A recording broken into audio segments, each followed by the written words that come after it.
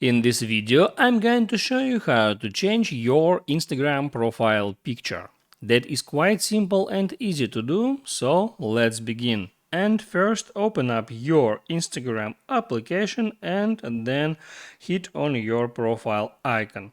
Now there, in order to change your Instagram profile picture, hit edit profile and then hit change profile photo right there underneath your profile picture.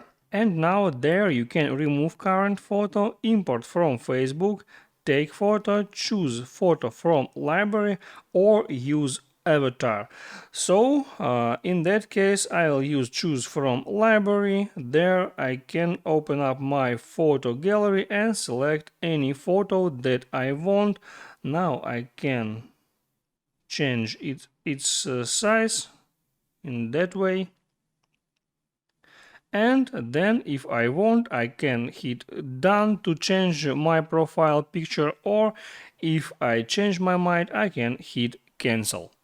That's how it works, guys. Hit the like button and don't forget to subscribe.